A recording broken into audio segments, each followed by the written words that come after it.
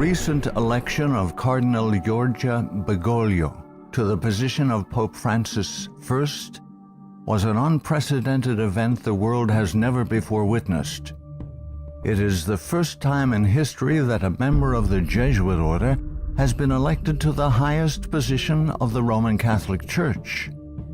Reactions worldwide varied from jubilation to matter-of-fact acceptance to disinterest. These very reactions reveal appalling ignorance of the true nature of the Jesuit order. Widely regarded as a benevolent missionary order, known for its educational institutions, the Jesuit order, as the Society of Jesus is commonly known, has long played an incredibly influential, albeit secretive, role in the destinies of nations, organizations, and individuals. Rulers, presidents, scholars, and even Catholics themselves, who are aware of the evil perpetrated by this powerful, far-reaching order, have left on record grave warnings that all should heed. Following is a compilation of quotes from a variety of sources.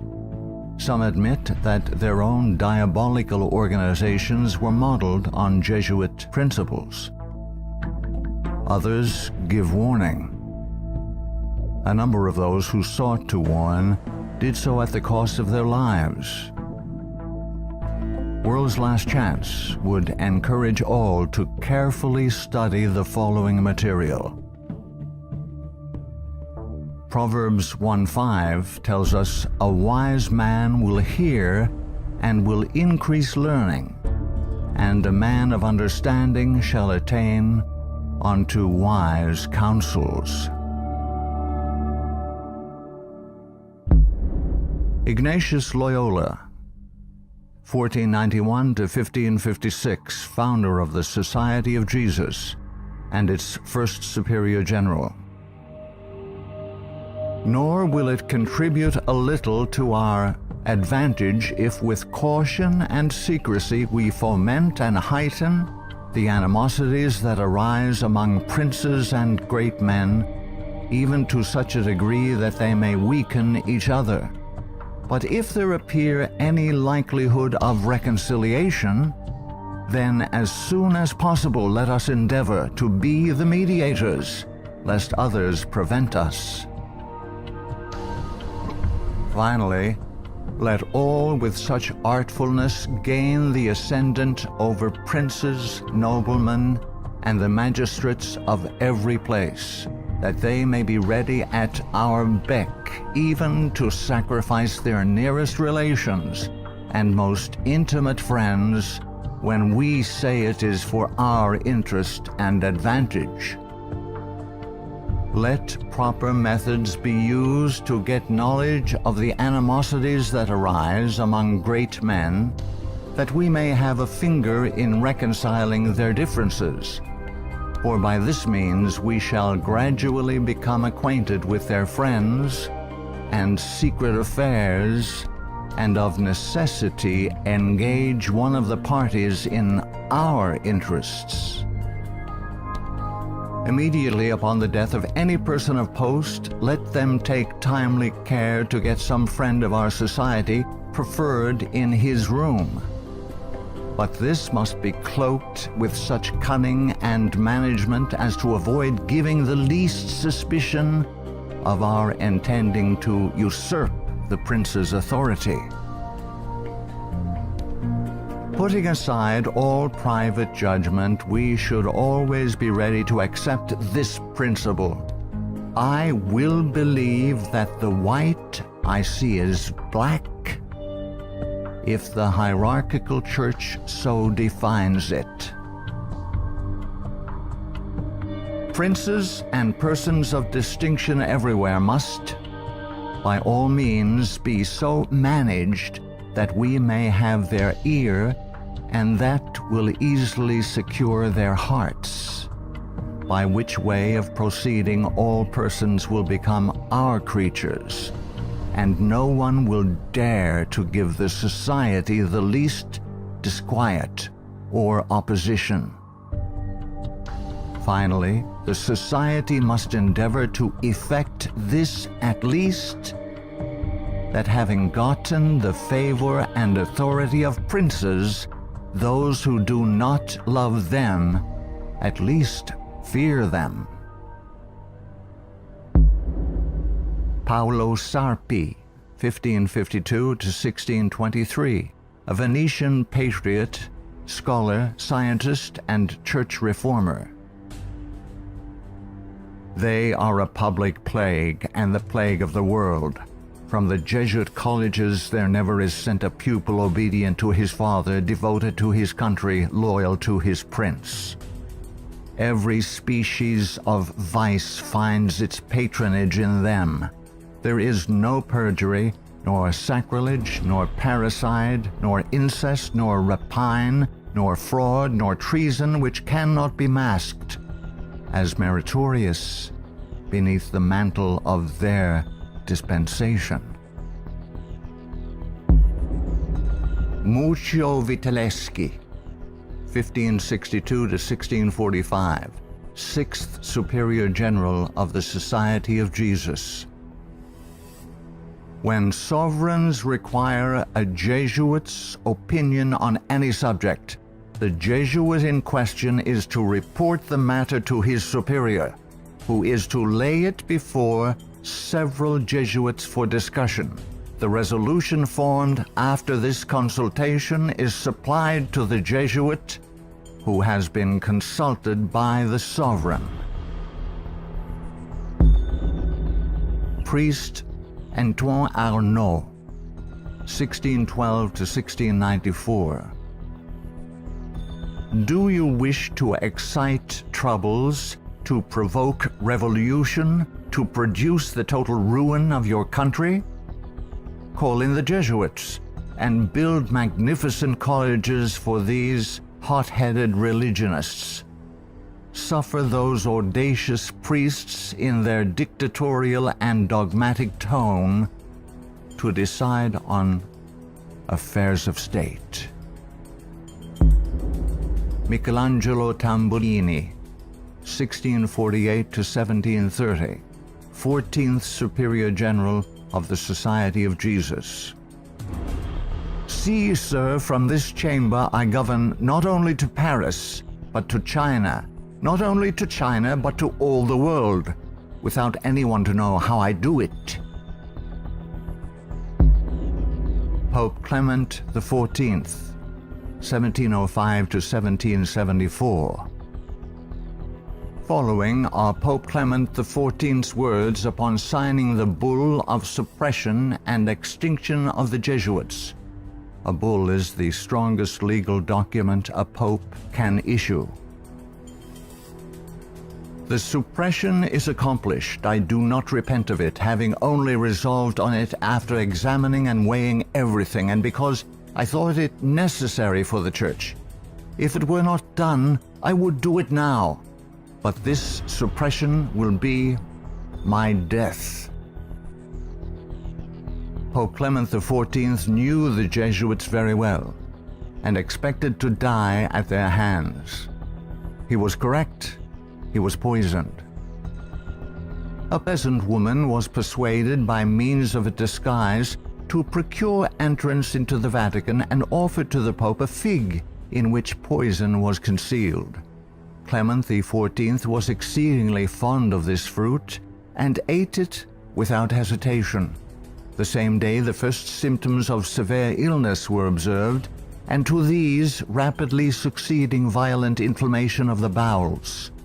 He soon became convinced that he was poisoned and remarked, "Alas, I knew they would poison me, but I did not expect to die in so slow and cruel a manner." His terrible sufferings continued for several months.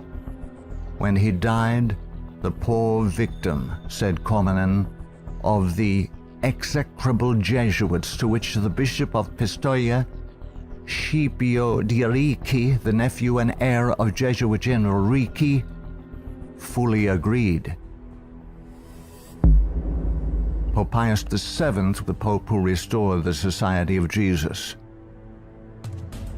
Soon after Pope Pius VII was released from Napoleon's prison in 1814, he quickly restored the Society of Jesus with the papal bull Sollicitudo Omnium Ecclesiarum. If any should again attempt to abolish it, the Society of Jesus, he would incur the indignation of Almighty God and of the holy apostles Peter and Paul.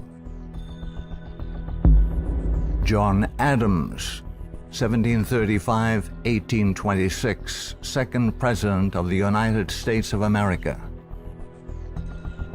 In 1816, John Adams wrote to Thomas Jefferson, third President of the United States, regarding the restoration of the Society of Jesus. My history of the Jesuits is not eloquently written, but it is supported by unquestionable authorities, is very particular and very horrible. Their restoration is indeed a step toward darkness, cruelty, perfidy, despotism, death. I do not like the appearance of the Jesuits. If ever there were a body of men who merited eternal damnation on earth and in hell, it is this Society of Loyolas. Shall we not have regular swarms of them here, in as many disguises as only a king of the gypsies can assume, dressed as painters, publishers, writers, and schoolmasters? If ever there was a body of men who merited eternal damnation on earth and in hell, it is this Society of Loyolas. We are compelled by our system to offer them asylum. Napoleon Bonaparte, 1769–1821, Emperor of the French. The Jesuits are a military organization, not a religious order. Their chief is a general of an army, not the mere father abbot of a monastery. And the aim of this organization is power. Power in its most despotic exercise. Absolute power, universal power, power to control the world by the volition of a single man. Jesuitism is the most absolute of despotisms, and at the same time the greatest and most enormous of abuses. The general of the Jesuits insists on being master sovereign over the sovereign. Wherever the Jesuits are admitted, they will be masters, cost what it may. Their society is by nature dictatorial, and therefore it is the irreconcilable enemy of all constituted authority. Every act, every crime, however atrocious, is a meritorious work, if committed for the interest of the Society of the Jesuits or by the order of the general. Adam Weishaupt, 1748–1830, a Jesuit German philosopher and founder of the Order of the Illuminati. The degree of power to which the representatives of the Society of Jesus had been able to attain in Bavaria was all but absolute. Members of the order were the confessors and preceptors of the electors, hence they had a direct influence upon the policies of government. The censorship of religion had fallen into their eager hands, to the extent that some of the parishes even were compelled to recognize their authority and power. To exterminate all Protestant influence and to render the Catholic establishment complete, they had taken possession of the instruments of public education. It was by Jesuits that the majority of the Bavarian colleges were founded, and by them they were controlled. By them also the secondary schools of the country were conducted. The Marquis de Lafayette, 1757–1834, a French statesman and general. It is my opinion that if the liberties of this country, the United States of America, are destroyed, it will be by the subtlety of the Roman Catholic Jesuit priests, for they are the most crafty, dangerous enemies to civil and religious liberty. They have instigated most of the wars of Europe. Friedrich von Hardenberg, 1772–1801, German philosopher. Never before in the course of the world's history had such a society, that is, the Jesuit order, appeared. The old Roman Senate itself did not lay schemes for world domination with greater certainty of success. André-Marie Jean-Jacques Dupin, 1783 to 1865, a French statesman. The Jesuits are a naked sword whose hilt is at Rome, but its blade is everywhere, invisible until its stroke is felt. Samuel Morse, 1791 to 1872, American inventor of the telegraph. They are Jesuits. This society of men, after exerting their tyranny for upwards of 200 years, at length became so formidable to the world, threatening the entire subversion of all social order, that even the Pope, whose devoted subjects they are, and must be, by the vow of their society, was compelled to dissolve them. They had not been suppressed, however, for 50 years before the waning influence of popery and despotism required their useful labors to resist the light of democratic liberty, and the Pope, Pius VII, simultaneously with the formation of the Holy Alliance, revived the order of the Jesuits in all their houri. From their vow of unqualified submission to the sovereign pontiff, they have been appropriately called the Pope's bodyguard. And do Americans need to be told what Jesuits are? They are a secret society, a sort of Masonic order, with super-added features of revolting odiousness, and 1,000 times more dangerous. They are not merely priests or of one religious creed. They are merchants and lawyers and editors and men of any profession having no outward badge in this country by which to be recognized. They are about in all your society. They can assume any character, that of angels of light or ministers of darkness, to accomplish their one great end, the service upon which they are sent.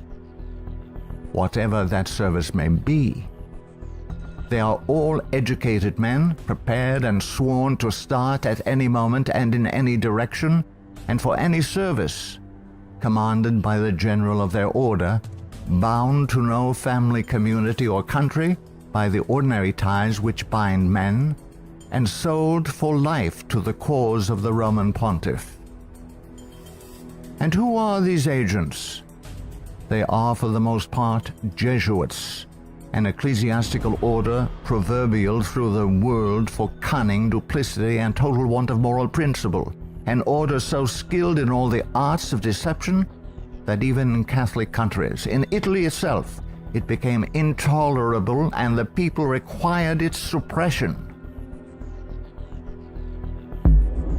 Orestes Augustus Brownson, 1803 to 1876, New England intellectual and activist, preacher, labor organizer, and noted Catholic convert and writer. Undoubtedly, it is the intention of the Pope to possess this country, America.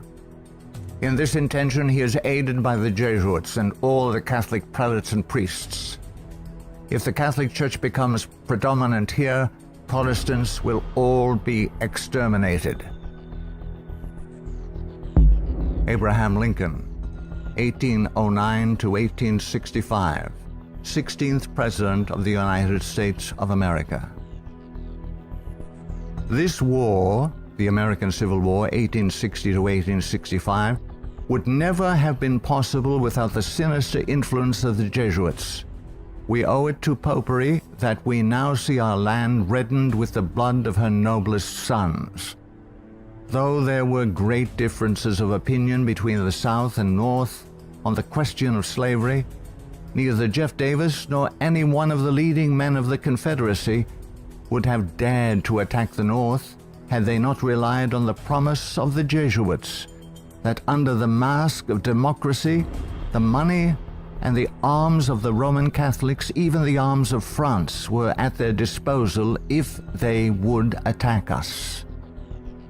The Protestants of both the North and South would surely unite to exterminate the priests and the Jesuits if they could learn how the priests and nuns and the monks which daily land on our shores under the pretext of preaching their religion are nothing else but the emissaries of the Pope, of Napoleon III, and the other despots of Europe to undermine our institutions, alienate the hearts of our people from our Constitution and our laws, destroy our schools, and prepare a reign of anarchy here as they have done in Ireland, in Mexico, in Spain, and wherever there are any people who want to be free. I am so glad to meet you again, he said. You'll see that your friends the Jesuits have not yet killed me, but they would have surely done it when I passed through the most devoted city, Baltimore, had I not defeated their plans by passing incognito a few hours before they expected me. New projects of assassination are detected almost every day, accompanied with such savage circumstances that they bring to my memory the massacre of St. Bartholomew and the gunpowder plot. We feel, at their investigation, that they come from the same masters in the art of murder, the Jesuits. So many plots have already been made against my life that it is a real miracle that they have all failed when we consider that the great majority of them were in the hands of skillful Roman Catholic murderers evidently trained by the Jesuits. I know that Jesuits never forget nor forsake, but man must not care how and where he dies, provided he dies at the post of honor and duty. Charles Chineke, 1809 to 1899, Canadian ex-Catholic priest.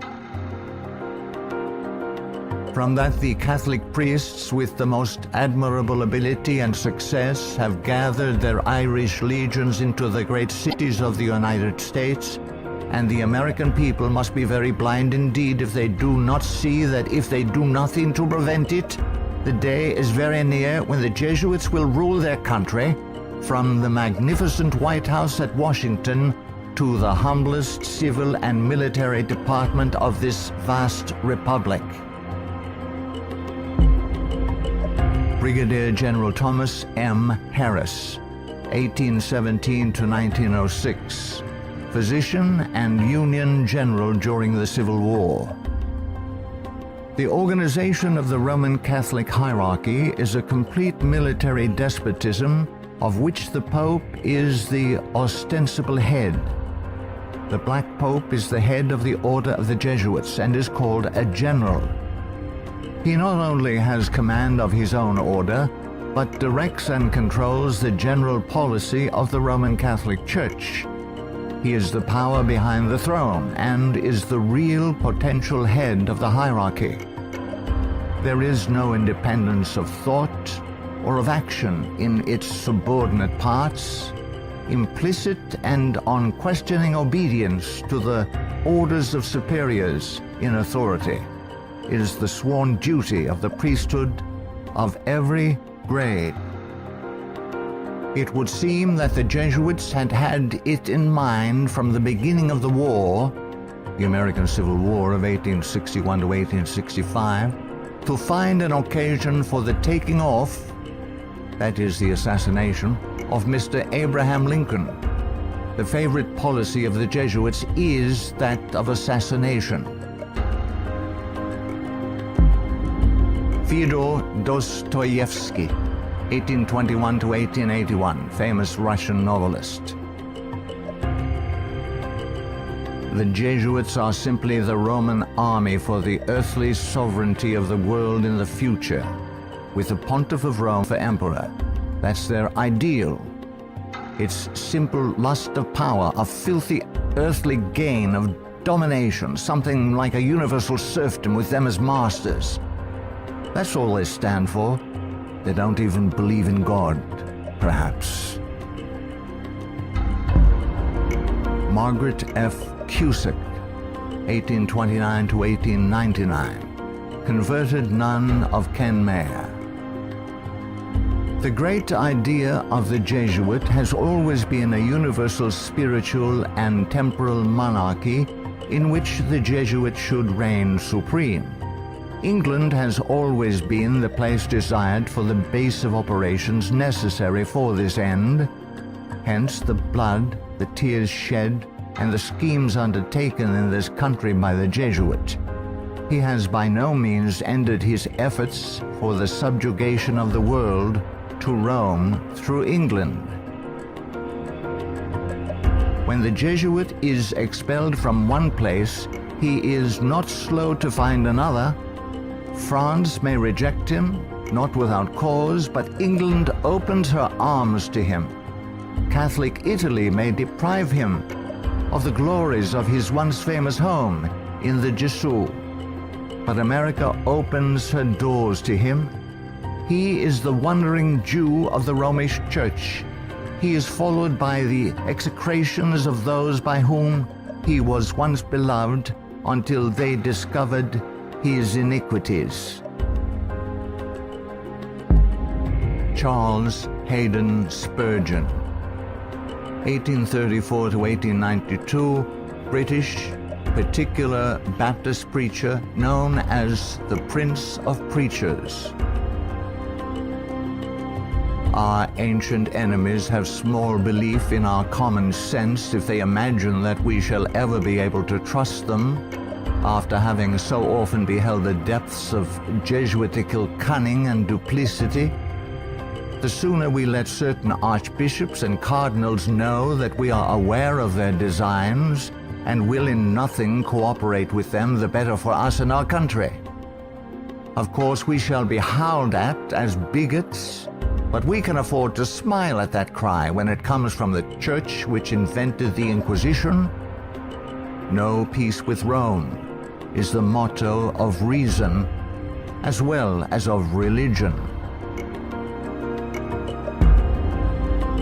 Richard W. Thompson, 1809 to 1900, Secretary of the Navy, United States of America. The Jesuits are the deadly enemies of civil and religious liberty. The Jesuit general occupies the place of God and must be obeyed, howsoever the peace and welfare of the multitude may be imperiled or the nations be convulsed from center to circumference.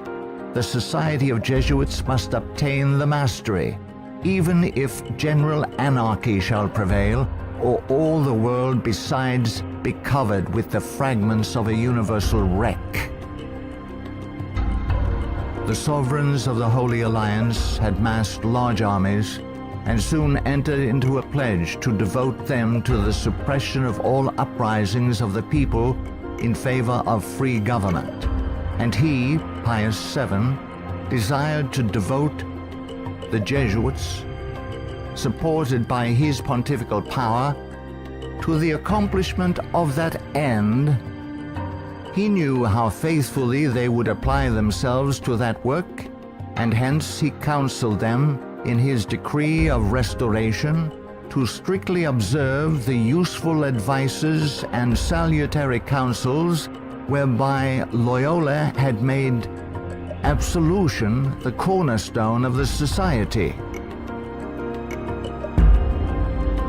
Luigi de Sanctis, 19th century ex-official censor of the Inquisition. All these things caused the general of the Jesuits to be feared by the Pope and sovereigns. A sovereign who is not there, the Jesuits' friend, will sooner or later experience their vengeance. At what then do the Jesuits aim? According to them, they only seek the greater glory of God.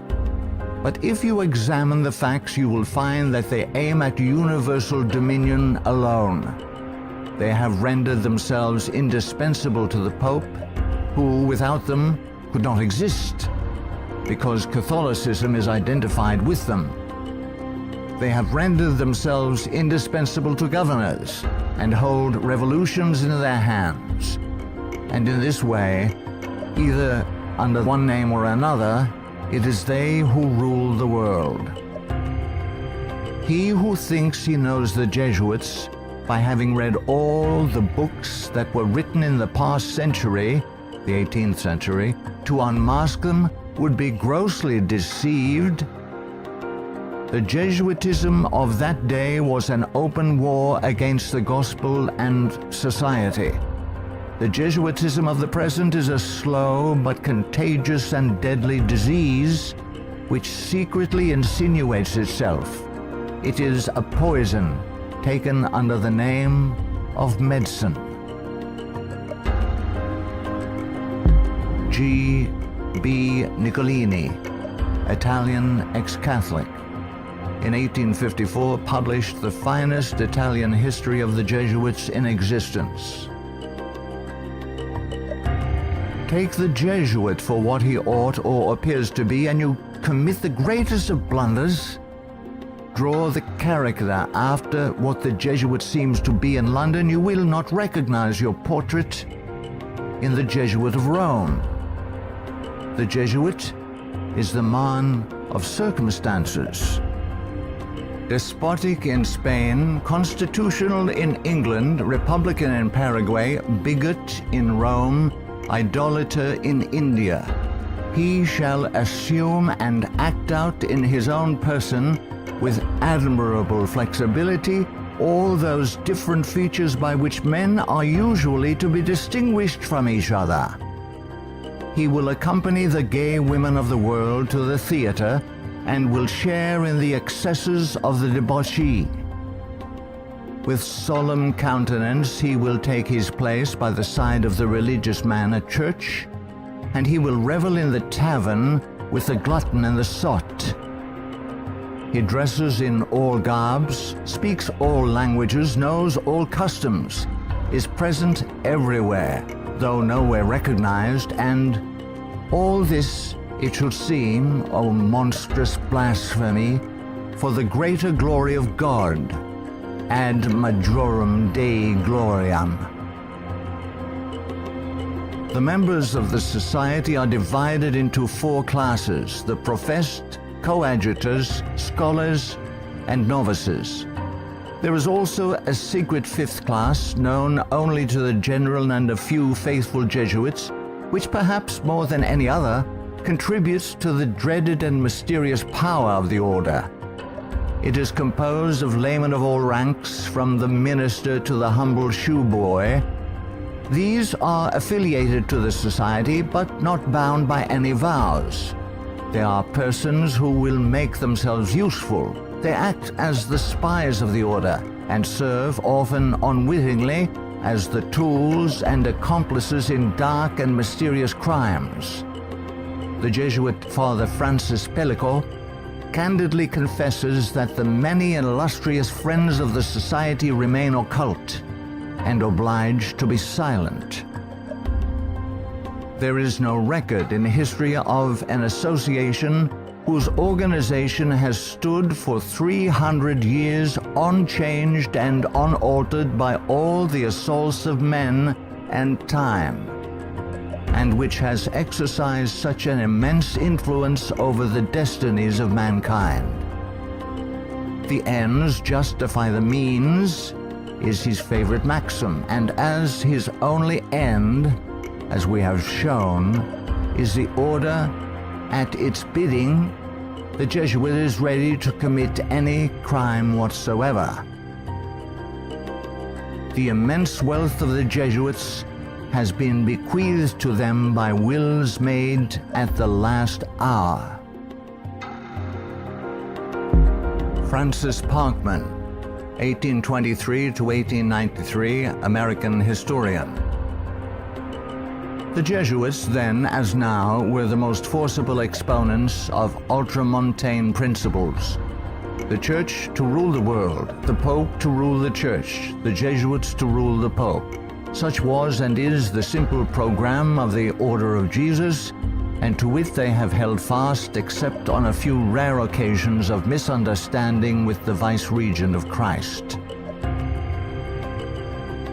Hector Macpherson, 1851 to 1924, prolific Scottish writer and journalist.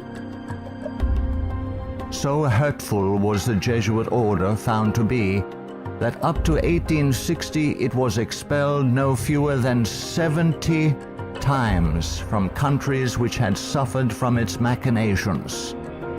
In spite of continental warnings, England under Queen Victoria 1837 to 1901, who opened up communication with the Vatican in 1877 and enabled the order to carry out its Second Irish Massacre 1845 to 1850, has become a Jesuit dumping ground. Those whom other countries have found from sad experience to be enemies, Britain allows to land on her shores and to carry on, unmolested, their work of iniquity. We are carrying toleration to excess, and unless there is a change of policy, this nation will one day pay a heavy penalty. For the Jeremy J. Crowley, 1861 to 1927, American ex-Catholic priest. All through the Middle Ages and the Renaissance period, the popes kept Italy in turmoil and bloodshed for their own family and territorial advantages, and they kept all Europe in turmoil for 2 centuries after the Reformation, in fact, just as long as they could in the wars of religion. Their whole policy is based on stirring up hatred and promoting conflicts from which they hope to draw worldly advantage. Popes and their Jesuitical agents have been and are the instigators of wars, and while the world is having real pain, Rome is having champagne. The Jesuit Superior General is at the head of this black and mute militia which thinks, wills, acts, obeys as the passive instrument of his designs. Their whole life must have but one aim: the advancement of the Jesuit order to which they are attached. How long shall the Roman Catholic hierarchy play the people for fools? Shall the government be of the people, for the people, and by the people, or by the Pope? Let's not let the Pope of Rome name our president for us. Lovers of your country, beware of Jesuitical intrigues, the political power of Romanism, and the honeyed words of politicians reaching after the presidency. Ellen G. White, 1827 to 1915, prolific author and American Christian pioneer. Jesuitism inspired its followers with fanaticism. There was no crime too great for them to commit, no deception too base for them to practice, no disguise too difficult for them to assume. It was a fundamental principle of the order that the end justifies the means. By this code, lying, theft, perjury, assassination were not only pardonable but commendable when they serve the interests of the Church. Under various disguises, the Jesuits worked their way into offices of state, climbing up to be the counselors of kings and shaping the policy of nations. Edmund Ronaine, 1832 to 1911, former Freemason who served as both secretary and master of Keystone Lodge. The religion of Masonry is a system of absolute despotism, and like that of Rome, demands a blind, unquestioning obedience to all its laws, rules, and edicts, whether right or wrong. What a singular commentary on the indifference, the subserviency, or the cowardice of society, that an institution professedly organized by such cunning knaves, the Jesuits, and for such base purposes, and which has been sustained by fraud, falsehood and deception from the commencement of its career to the present time should be permitted today to dictate to, if not virtually to rule the nation, and to create such a dread in communities that even some of the ministers of Christian denominations who detest its vile philosophy and who would like to see it swept from the face of the earth are absolutely afraid to mention its name, either in the pulpit, the prayer meeting, or the Sabbath school, lest its secret vendetta vengeance might, in some concealed manner, be wreaked upon them. Adolf Hitler, 1889 to 1945, Austrian-born German politician and the leader of the Nazi Party. I have learned most of all from the Jesuit order. So far, there has been nothing more imposing on earth than the hierarchical organization of the Catholic Church. A good part of that organization I have transported direct to my own party. The Catholic Church must be held up as an example. I will tell you a secret. I am founding an order. In Himmler, I see our Ignatius de Loyola. Walter Friedrich Schellenberg, 1910 to 1952, German SS Brigadier Führer, who rose through the ranks of the SS to become the head of foreign intelligence. The SS had been organized by Himmler according to the principles of the Jesuit order. The rules of service and spiritual exercises prescribed by Ignatius de Loyola constituted a model which Himmler strove carefully to copy. Absolute obedience was the supreme rule.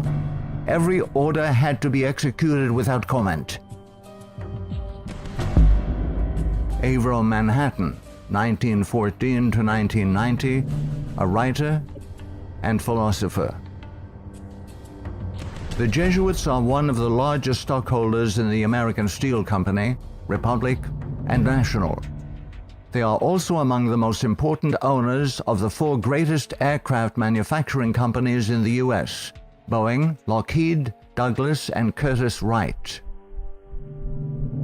No political event or circumstance can be evaluated without the knowledge of the Vatican's part in it, and no significant world situation exists in which the Vatican does not play an important explicit or implicit role.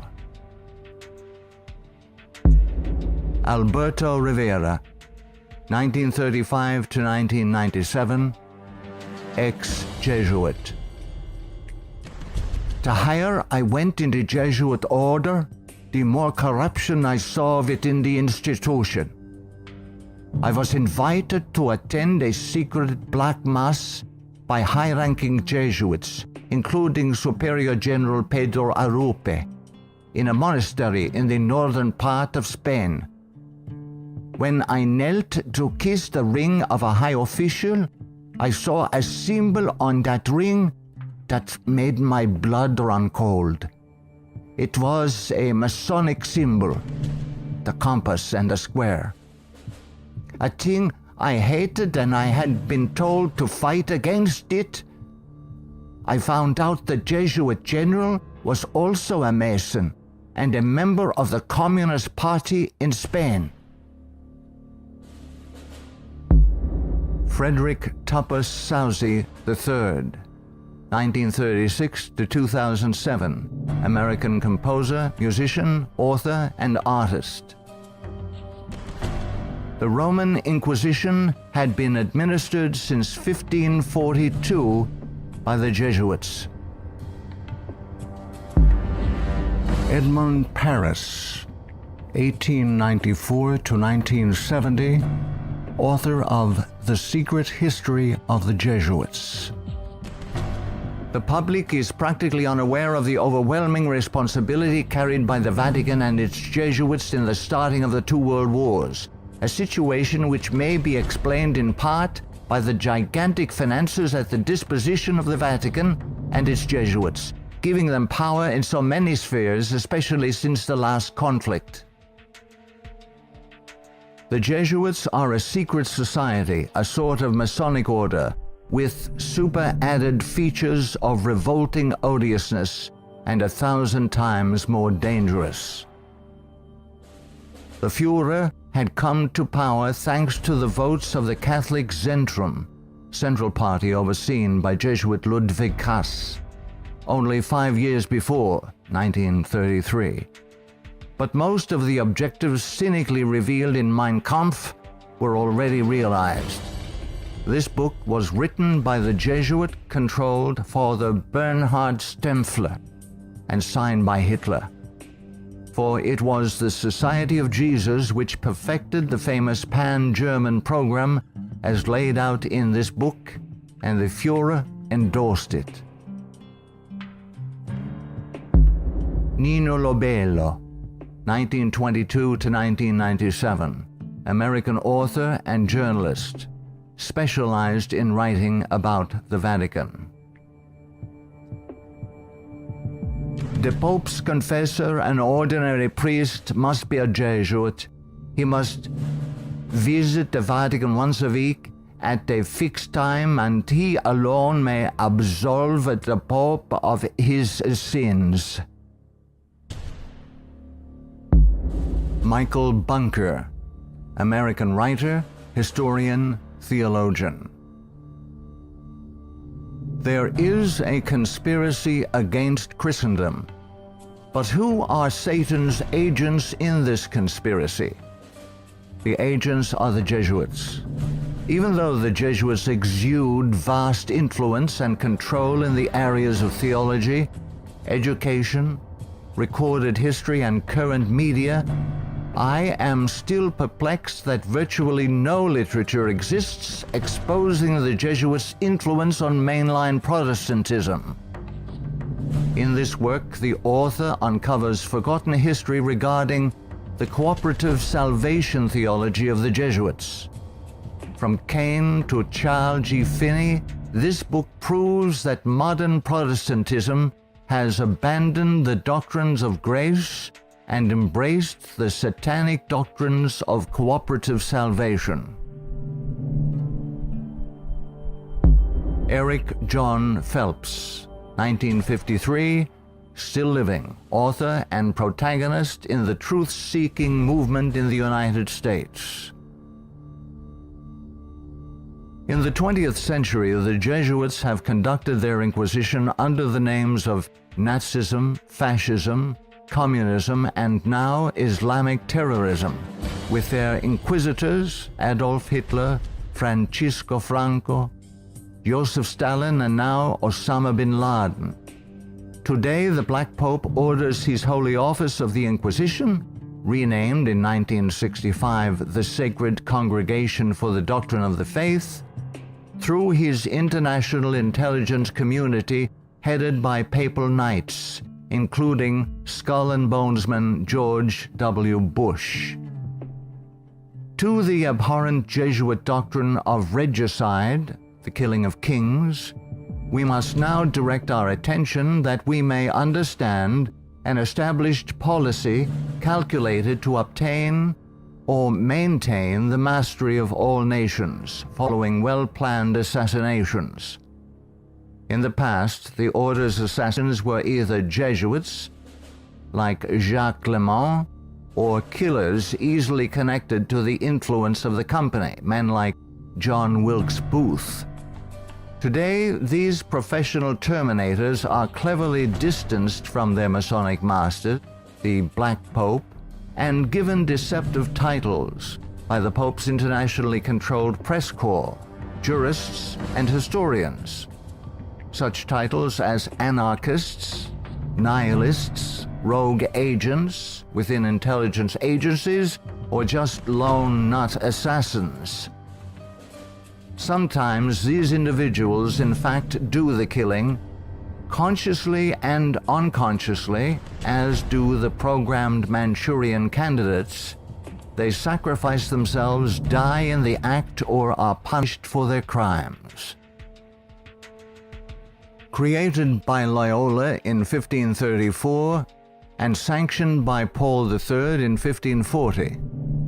In seeking to destroy the Protestant Reformation and restore the Dark Ages with the White Pope, exercising his temporal power as the universal monarch of the world, authored the 25 sessions of the Council of Trent, 1545 to 1563, and established themselves as the confessors and advisors of the monarchs of Europe, promoting absolute monarchical despotisms through which they ignited monstrous wars characterized by pitiless massacres of Protestants and innocents, such as the Dutch Revolution, 1568 to 1648, the 30 Years' War, 1618 to 1648, the Puritan Revolution, 1644 to 1653, the 7 Years, French Indian War, 1754 to 1763.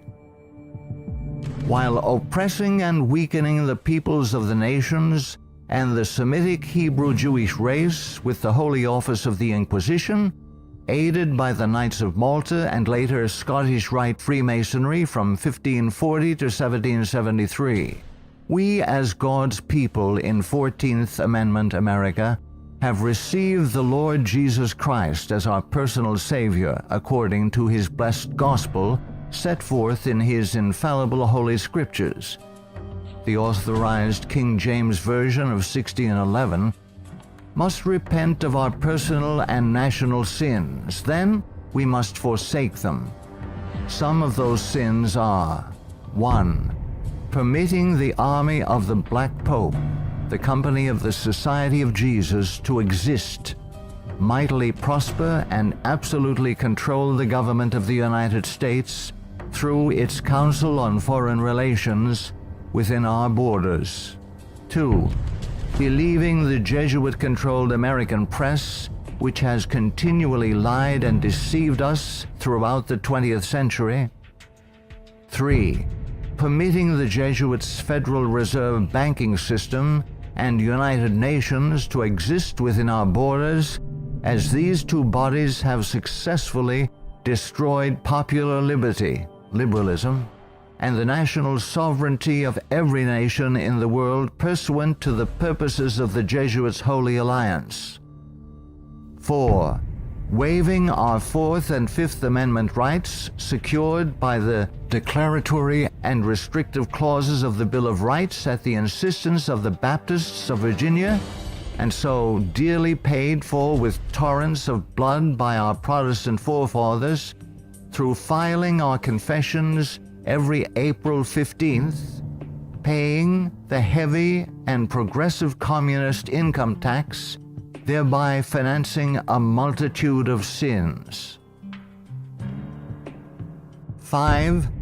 Permitting the drafting, vaccinating, and sending of our sons abroad to fight the Pope's foreign wars, such as the war in Vietnam and the recent wars in Serbia, Iraq, and now Afghanistan, resulting in the further destruction of American liberals and foreign heretics so condemned by the Jesuits' Council of Trent. 6. Permitting the Jesuits in control of the government of the American Empire to use our military and financial might to enthrone dictators around the world whose first allegiance is to Rome, thereby restoring the temporal power of the Jesuits, infallible Pope, returning the world to the Dark Ages. 7. Consenting to the Jesuits' Supreme Court decisions in removing the Protestant Bible and prayer from the bulwark of American liberty so hated by the Jesuits, the public school system. 8. Consenting to the immigration of millions of Roman Catholics and pagan persons of color whose loyalty to the Pope or their own race, religion, and nationality is greater than their loyalty to our Protestant Constitution and Republican form of government, thereby creating a multitude of agitations justifying more centralization of power in Washington, D.C., and through amalgamation, the Africanization of the American white Celtic Anglo-Saxon race being historically the greatest enemy of the Jesuit order, especially its Bible-believing Protestants and Baptists, as intended by the Company of Jesus pursuant to its Jesuit oath. 9. Consenting to the Jesuit Supreme Court's several decisions of forced integration resulting in the destruction of both the white and black races through amalgamation, as the exchange of viruses, bacteria, and parasites unique to each race creates powerful combinations in the offspring, producing a non-resistant, weak, and sterile population within 5 generations. 10. Consenting to the Jesuit Supreme Court's decision of legalized abortion, resulting in the mass murder of unborn babies, polluting the land with innocent blood, ultimately collapsing the Ponzi scheme called the Social Security system, justifying mass murder of the elderly by the coming fascist dictator, provoking the Lord against us to consume us until there be no remnant nor escaping in the land, by means of a massive military invasion composed of a coalition of nations, cleansing the land with the blood of unrepentant and unforgiven American murderers. 11. Succumbing to race hatred as a result of Jesuit-controlled Masonic agitators such as the White Knights of the Ku Klux Klan and the Black Nation of Islam, justifying the imposition of martial law when the inner-city race wars begin. 12. Sheepishly giving up our real wealth, gold and silver coins in exchange for indulgences, the Jesuits' worthless paper money called Federal Reserve notes, and thereby becoming a nation of overworked, unprincipled, money-hungry thieves.